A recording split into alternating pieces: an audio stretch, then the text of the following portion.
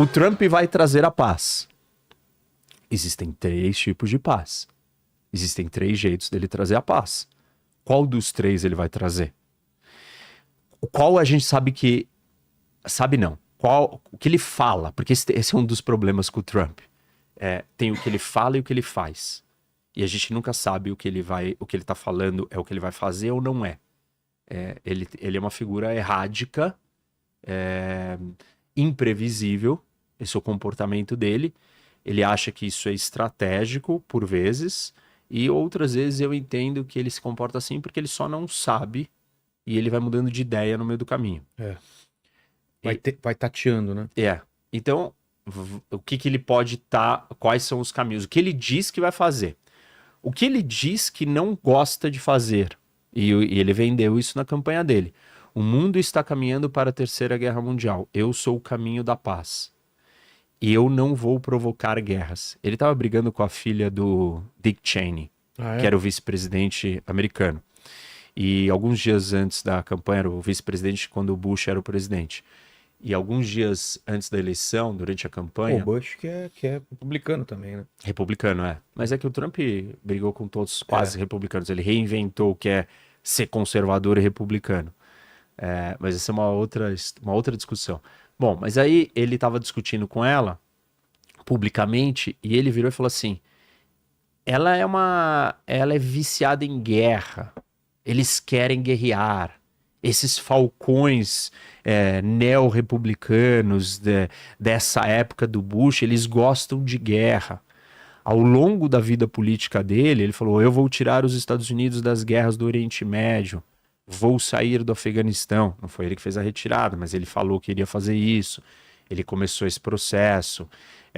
Ele foi lá e encontrou com o Kim Jong-un. Eu vou fazer a paz. Ele diz que ele não gosta de guerras. Se ele não gosta de guerras, ele não vai trazer a paz pela via da guerra. Ou seja, a guerra também é um caminho para a paz. Né? Claramente.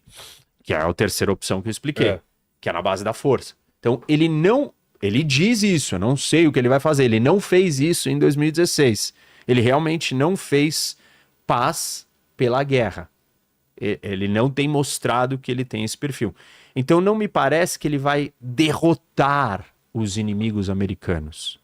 A Rússia ou... Isso, com força. Isso não quer dizer que numa situação de instabilidade muito maior e de muito mais agressividade ou assertividade por parte do eixo das ditaduras, que eu chamo, que são 5 países ditatoriais revisionistas que querem mudar a ordem internacional, que é Rússia, China, Irã, Coreia do Norte e Venezuela. Esses 5 países estão unidos. E isso não quer dizer que se eles derem passos muito agressivos, que o Trump, em condição nenhuma, de jeito nenhum, usaria a força para contê-los. Estou dizendo que parece que ele não vai iniciar nenhum movimento brusco. Mas responder... Responder, sim, dependendo do que eles fizerem. Imagino que ele não é uma figura também que vai... Se os caras se tornarem, né? Se esses países... não me parece um cara que quer demonstrar fraqueza também diante nesse nível, Claro que nós estamos aqui no hipotético, não sabemos exatamente qual situação estou falando, só estou dizendo que não é sobre toda e qualquer condição que o Trump ficaria pacato ou passivo, buscando a paz. Essa paz sem briga. Então tem momentos que ele poderia buscar essa briga. Então se ele não vai fazer essa terceira, sobraram as outras 2. Que a primeira é a do meio, que é a gente negociar e trocar. As posições do Trump, elas oscilam entre esse segundo tipo de paz e o primeiro tipo de paz. O primeiro tipo de paz é você dar tudo pro outro, porque você não tem vontade de lutar. Você não quer, você não tem estômago, você não acha que é produtivo. Então, dou pro outro. E o segundo é a negociação. A gente tem que olhar para cada região do mundo para responder para isso e entender o que ele diz que pode fazer. Vamos começar pela Ucrânia. Na Ucrânia, ele diz que ele vai fazer a paz, um acordo de paz, no primeiro dia do mandato dele. Então, ele não vai certamente dar mais soldados, dar armamento, ele não vai lá ajudar a Ucrânia a vencer. Envolver a OTAN nisso. Isso, ele não vai ajudar a Ucrânia a vencer a Rússia. Aí sobrou negociar, botar o Putin, fazer o Putin e o Zelensky negociarem e fazer um acordo. Ou ele simplesmente virar e dar para o Putin o que ele quer, que é a Ucrânia. Ele exigir que a Ucrânia aceite tudo, dá os territórios aí e se rende, acabou. E perdeu a Ucrânia. Eu não acho que ele vai chegar nesse ponto de tipo, entregue a Ucrânia inteira pro Putin. Acho que ele vai ficar oscilando entre dar mais do que o Putin quer e menos do que o Zelensky quer. Que seria o quê? O Putin ficar com todos os territórios que hoje ele está conquistando, o Zelensky devolver o território que ele tem da Rússia. Em troca disso, também ele daria, por isso que essa opção tá mais para o primeiro tipo de paz do que para o segundo, porque ele daria também para o Putin o fato da Ucrânia não entrar na OTAN. Essa posição, por que ela é entreguista? Porque você está dando o que o Putin quer. Aí você fala assim, não, mas dar o que o Putin quer, nós vamos trazer a paz. A gente volta para o começo da nossa conversa. Que paz você quer dar? E aí a gente discute as consequências de cada uma dessas paz, que esse é o ponto importante. Tá passando, né? Exato. Por quê? Porque o mundo não acaba no final do mandato do Trump. Exato. O mundo continua no dia seguinte.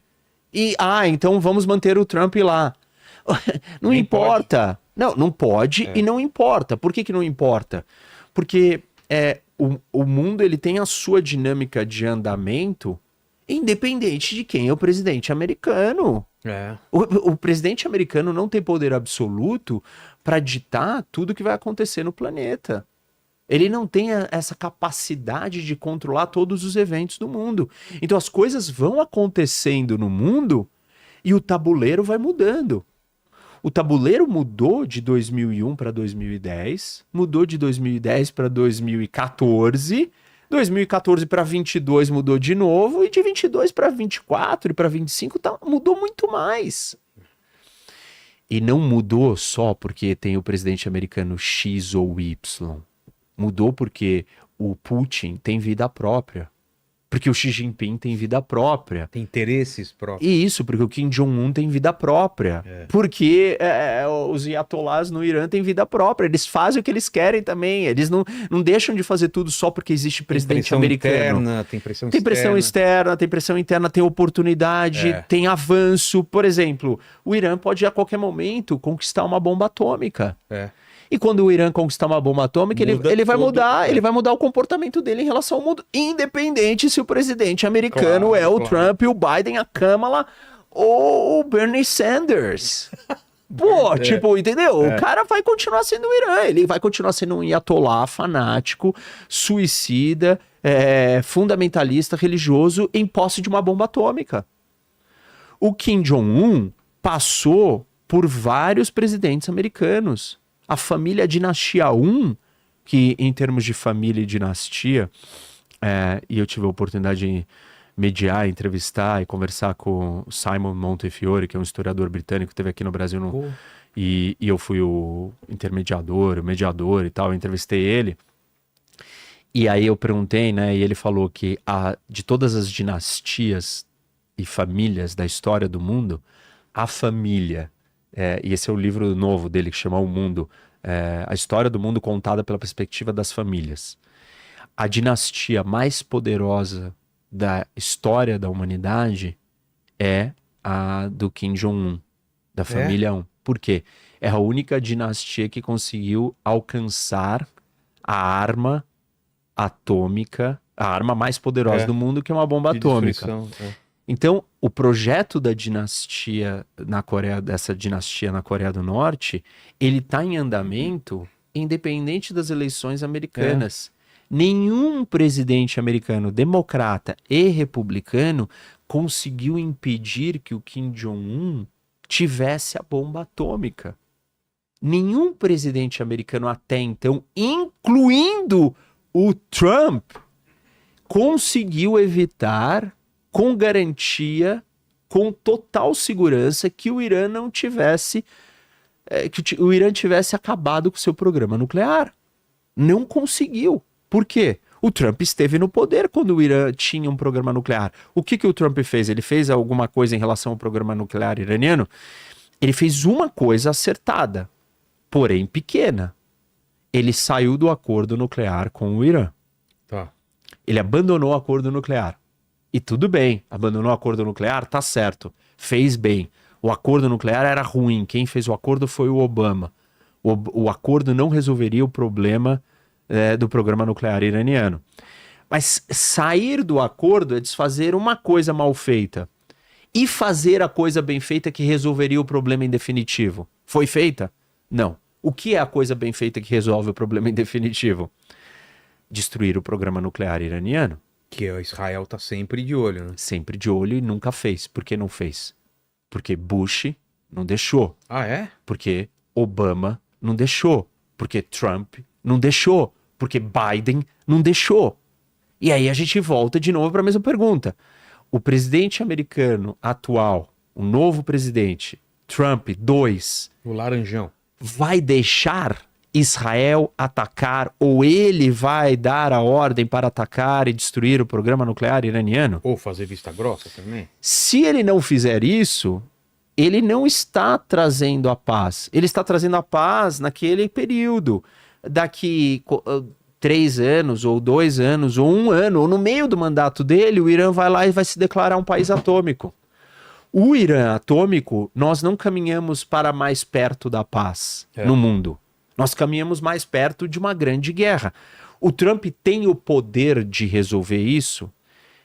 Em teoria, ele pode escolher fazer um ataque ou permitir que Israel faça um ataque que aumenta em muito as chances do programa nuclear iraniano ser destruído em definitivo. Como já fez no passado, Israel, né? Exato. Que não assumem, né? Mas não, até... assumiram? No Iraque, e não assume na Síria, mas no Iraque todo mundo sabe. Tá. Nos anos 80 no Iraque, em 2007 na Síria. Aí tem uma outra pergunta que a gente deve fazer para aqueles que querem ser críticos e realistas de verdade. Eu estou dizendo aqui que, então, para resolver o problema do Irã, tem que destruir o programa nuclear.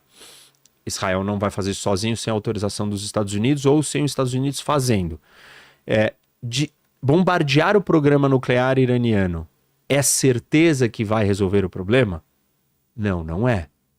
Porque o ataque pode não ser bem sucedido a ponto de destruir tudo por completo e o Irã acelerar, então, o seu desenvolvimento da bomba atômica e acabar tendo a bomba de qualquer jeito. Sei.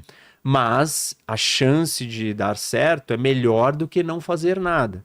Todos os presidentes americanos, há décadas, estão sentados em cima do problema e jogando o problema para baixo do tapete. Inclusive o Trump. Por quê? Porque ele não autorizou, não fez, iniciou um bombardeio contra as instalações nucleares iranianas. Ele não fez isso. Se você virar e falar para os iranianos, para o regime dos iatolás iranianos, o que você quer para abandonar o seu programa nuclear? Não existe nada que você ofereça para eles no mundo que fará com que eles abandonem esse projeto. Só tem um jeito de você fazer eles abandonarem esse projeto. Você usar a força e falar: eu não vou permitir que você tenha essa arma. E aí a pergunta é: o Trump está disposto para permitir isso? No seu primeiro mandato ele não esteve. Ele estará nesse? Se você me perguntar, do ponto de vista para trazer estabilidade para o mundo, para mim você vai trazer estabilidade e vai resolver um problema que pode levar a uma grande guerra, você precisa destruir as instalações nucleares iranianas. Então, o caminho para a paz, na minha análise, Passa por isso. passar por destruir o programa nuclear iraniano. Putz, que isso é bem complicado. O Trump vai fazer? Não acredito. Também eu não acredito. Então pronto. A maioria que ama o Trump vai dizer, não, mas ele não precisa fazer isso. Mas fazer vista grossa pra Israel destruir? Talvez. Excelente. Dá na mesma. É. Dá na mesma.